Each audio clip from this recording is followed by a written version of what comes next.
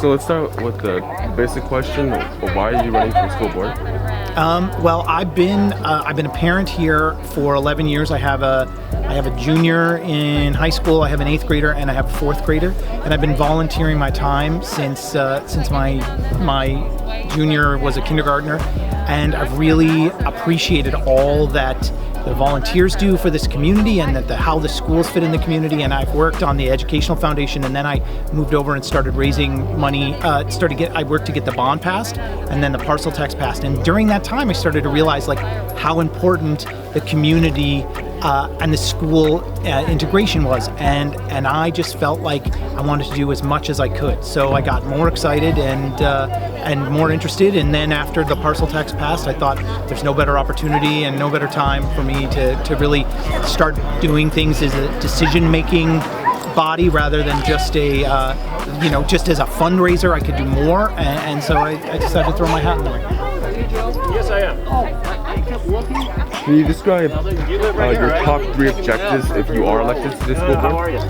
My number one objective is really about sort of the student social and emotional health, and I think we've started down that path, but I think that is a continual road that we need to go down, and I think we need to think about not only at the high school but all the way down. It doesn't just start when a student's in 7th grade; they feel pressure in the elementary level, and so that's a really important thing, and I feel like I think there are ways we can continue to be better. We continue to be thoughtful about making students who are prepared, not just academically, but socially for getting out of school.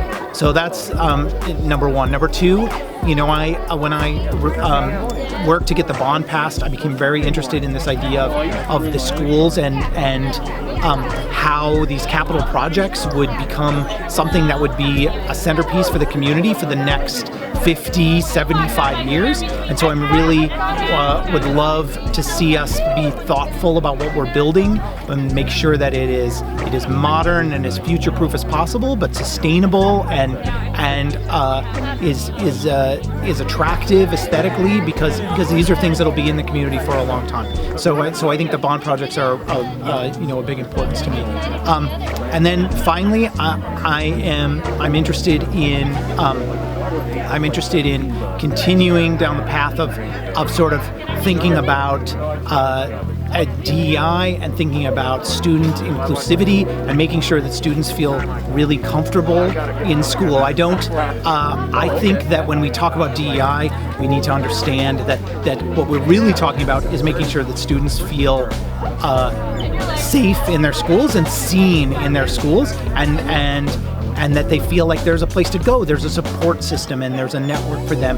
And so, to me, those are the 3 most important things. So you touched based on your experience, but can you speak more to the services that you've done for the La Cañada community? Sure.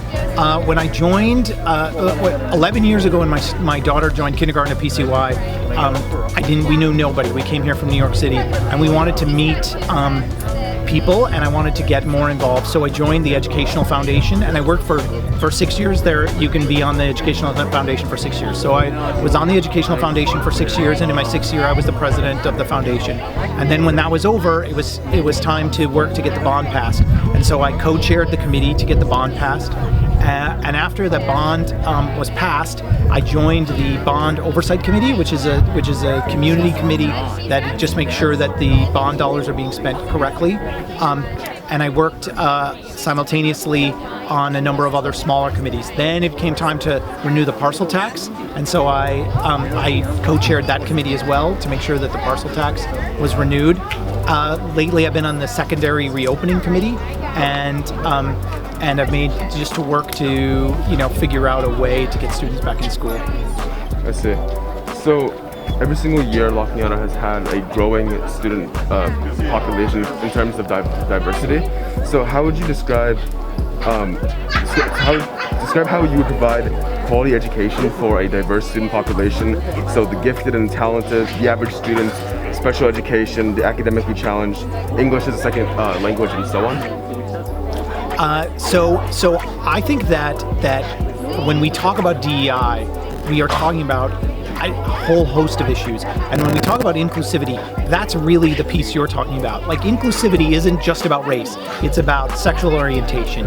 It is about disabilities. It's physical differences, learning differentiations, gender, all of these things. And so I think this starts with training. I think it starts with understanding how to respond to events that are happening in school, both as students, but also as faculty and as administration. I had a conversation just yesterday with a parent of a special needs child who's in the lower level elementary school. And they were talking about how those clip charts, the clip charts that are used, those cause so much anxiety for their child, and they don't even understand why they're being clipped down. And we had a teacher who said, I didn't even know this was a problem. I never had thought about that until a parent started saying something to me a couple of years ago, and I suddenly realized I've been doing it for 20 years. And I think that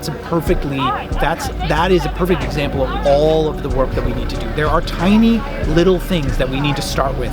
We need to be thoughtful about how we approach all of these issues, but it starts with training. And then I think it also starts with making sure that students are seeing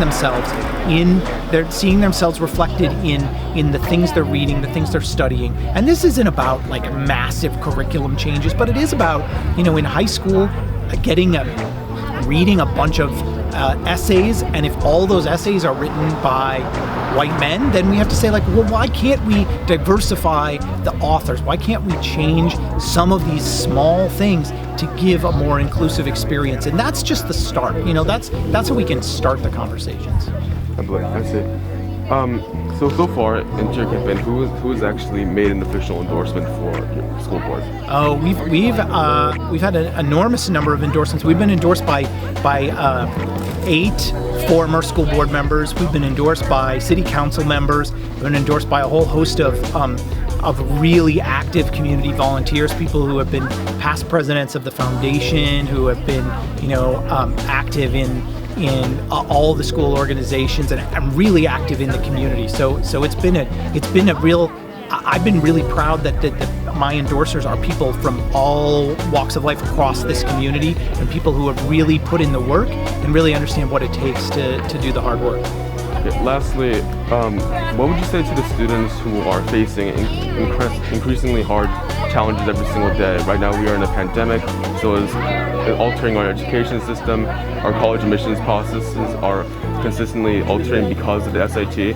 So what do you say to these children that are entering a completely different education system this year? I would say this is an incredibly hard time, that you are not alone in not knowing the answers. Everybody doesn't know the answers. I think everybody's finding their way through. I teach at USC, and I can tell you for a fact that USC is struggling in the same ways that your high school is struggling, that every other high school is struggling. So it feels like, well, I'm going to slip through the cracks because these colleges are all going about their business, but I'm not, I'm falling behind. But the truth is, everybody is in this together. And so I tell my children, and I'll tell anyone who listens, we are all moving forward together. So the stress you feel is the same stress that everybody feels, and I think that as we move forward, you're going to find that the things you were worried about are happening everywhere, and so everybody's going to be in the same boat as we come back.